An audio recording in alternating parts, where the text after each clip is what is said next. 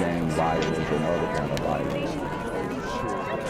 Get away! I could be at work, at school, in my car, I can still get shot by the police, but I can get shot anywhere. So it is what it is.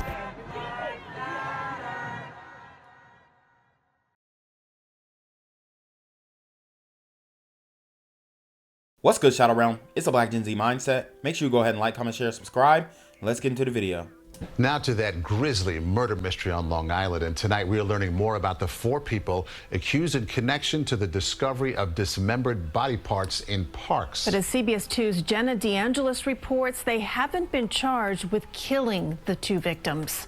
44-year-old Stephen Brown, 40-year-old Amanda Wallace, 38-year-old Jeffrey Mackey, and 33-year-old Alexis Nieves charged with tampering with evidence and concealing a human corpse. Wow. Released without bail Wednesday, fitted with GPS monitoring. But they likely won't be returning to the Railroad Avenue home in Amityville, where police say 3 of the 4 live because it's been deemed uninhabitable.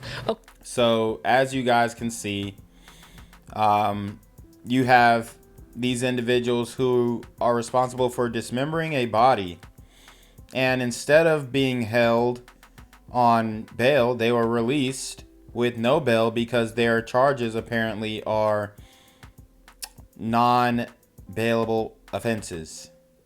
This is what happens when you reform the criminal justice system, and that law was passed in 2019, if I'm not mistaken, right before the summer of Floyd.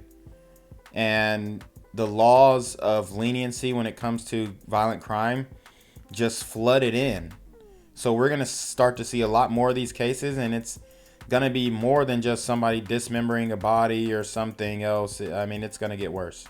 According to police, Nieves is homeless. Prosecutors told a judge there was significant blood in the pipe, sink, shower, and toilet of the home, and police confiscated meat cleavers, butcher knives, flesh, and body parts.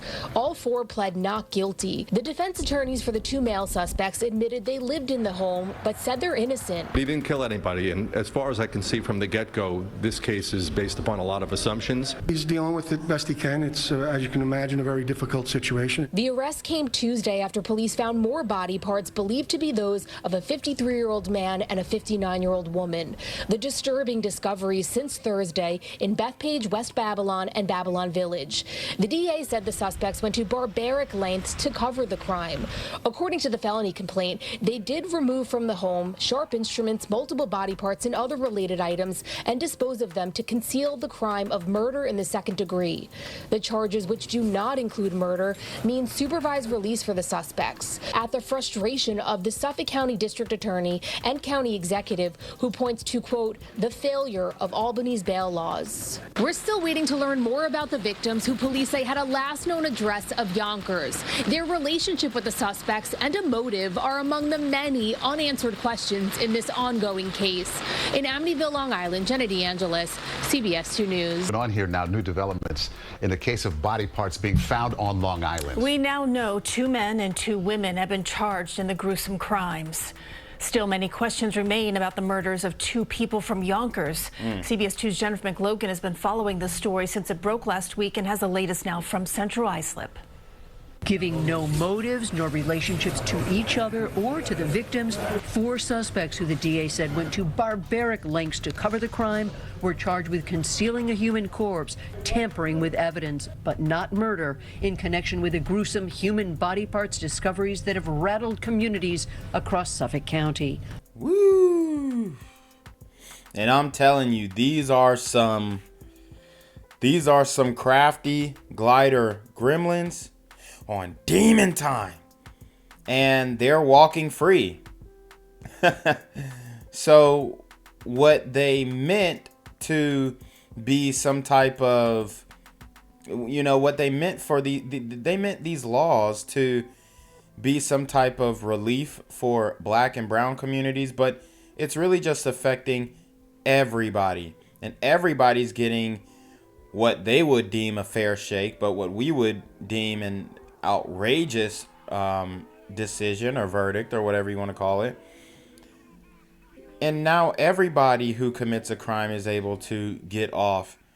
I mean, this is what happens when you have guys like Alvin Bragg in positions of power who obviously don't care anything about the law. I mean, these people, I mean, what they're doing should be a crime when it comes to the leniency that they're dealing with these criminals with. I mean, all of these people, they should be in prison for concealing a murder, but they're back home, you know, watching football, watching basketball or whatever, watching the New York Knicks. And it's just like the people of New York are afraid.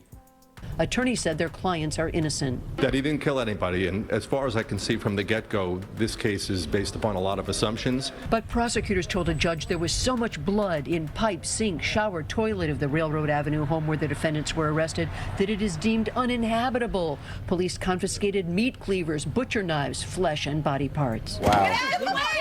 Lawyers for 44-year-old Stephen Brown and Jeffrey Mack, age 38, admitted their clients lived in the Amityville home but denied they chopped up the 59-year-old woman and 53-year-old man whose last known address was Yonkers. Wow, I mean, 2 senior citizens, and they chopped their bodies up and disposed of them inhumanely. This is the type of evil we're dealing with in 2024 in New York City, and we have just seen the beginning of it.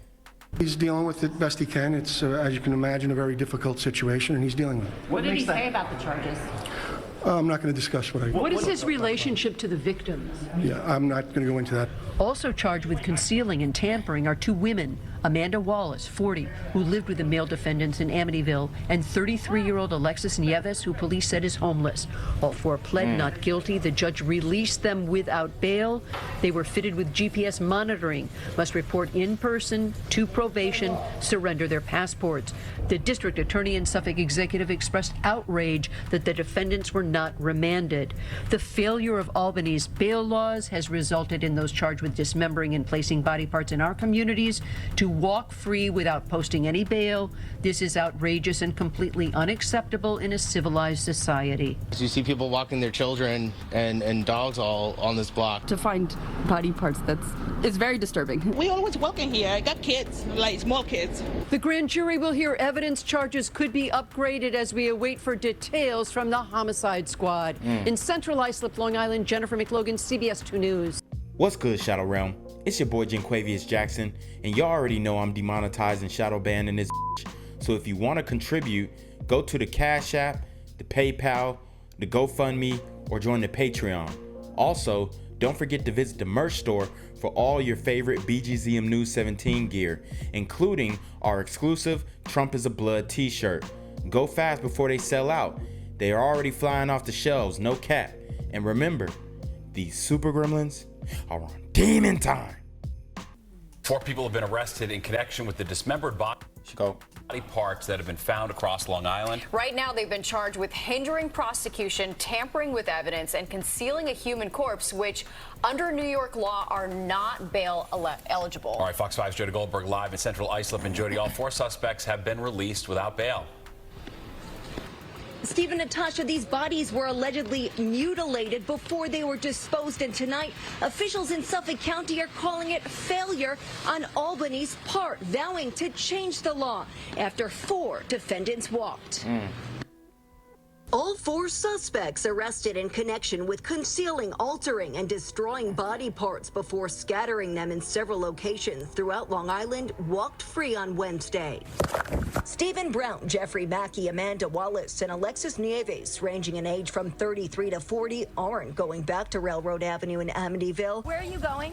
I don't know. It's uninhabitable due to damage to the plumbing after an extensive search, according to prosecutors. The 4 are charged with non-bail eligible crimes, including concealing a human corpse and tampering with evidence. And, you know, obviously they had an issue with the plumbing because they were probably trying to flush and stuff. And, I mean, I'm sure it's just a horrible scene.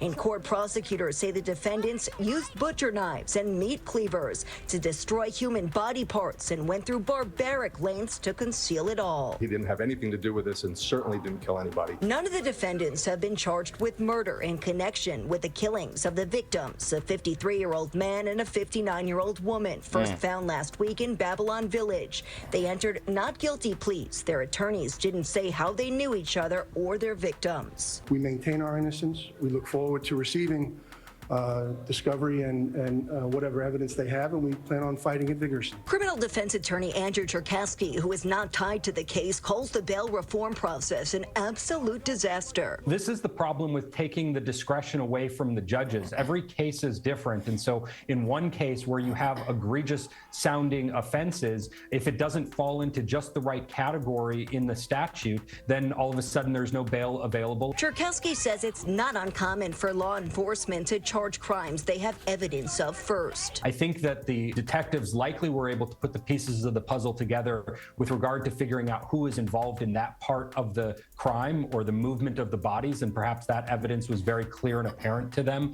whereas the evidence to actually establish arrests or the probable cause necessary for homicide or murder charges here, that may take them additional efforts, maybe some lab testing or some other types of investigative techniques. The four were released with GPS monitoring devices and can't leave Suffolk County. They're due back in court this week, and next, prosecutors anticipate additional charges. In Central Islip, Long Island, Jody Goldberg, Fox 5 News. Natasha, let's send it back to you. Wow. This way.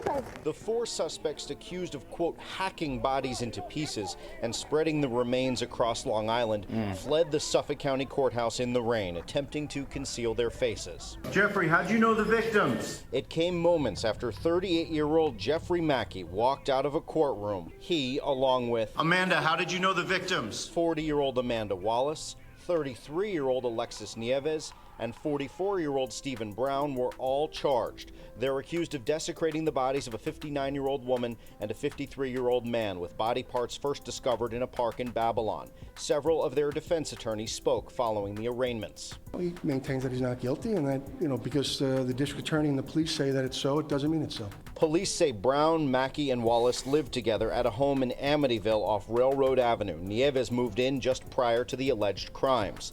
They are charged with hindering prosecution, tampering with physical evidence, and concealment of a human corpse. Sources tell Pix 11 this does not appear to be gang-related, and homicide charges are likely coming following a grand jury presentation. But for now, all will go free with an ankle bracelet for monitoring, because the crimes they're currently accused of are technically not violent under New York law. So prosecutors and the judge deemed that bail was not allowed, with the Suffolk County District Attorney calling it a, quote, absurd result of New York's controversial bail reform law. Attorneys had a different view after court. He didn't kill anybody, and as far as I can see from the get-go, this case is based upon a lot of assumptions, and we'll see, what they claim is their evidence. This way. These are the four people arrested in connection with the discovery of body parts on Long Island. All four charged with hindering prosecution, tampering with physical evidence, which includes dismemberment and concealment of a human corpse. The defendants ordered to wear ankle monitors and surrender passports, but they did not have to post bail at their arraignments. It's absolutely and completely sickening. Long Island-based victims advocate Jennifer Harrison reacting. What kind of message is this sending to victims, to their families? The two men and two women are accused of felonies considered non-violent. They are not charged with the double murder, although sources say that will likely change after it goes to a grand jury. But an attorney for one of the suspects saying, As far as I can see from the get-go, this case is based upon a lot of assumptions. Suffolk DA Ray Tierney blasted out a statement saying, in part, unfortunately, due to bail reform passed by the New York State Legislature in 2019, charges related to the mutilation and disposal of murdered corpses are no longer bail eligible, meaning my prosecutors cannot ask for bail. Revisions to that 2019 law were made last year, and at a Subway Safety News Conference Wednesday, Governor Hochul was asked if she thinks more crimes should be eligible for bail. And yeah, they should. So anything that she answers now should basically determine if she should be reelected or not. So let's watch. That's not necessary because we added a new element. If there's harm on harm, that allows for enhanced opportunities to ask for bail. That was not there before. I don't think. There you have it. There you have it. That's the woke non-answer response. New York is going to hell in a handbasket. Sorry. We're anywhere further than we were back in 2019 when this was implemented. It needs to be repealed. And we also reached out to the majority leader for the New York State Senate for comment, but did not get a response. Meanwhile, tomorrow, the Suffolk County executive and members of the PBA will be holding a news conference on this issue. Gang violence and other kind of violence.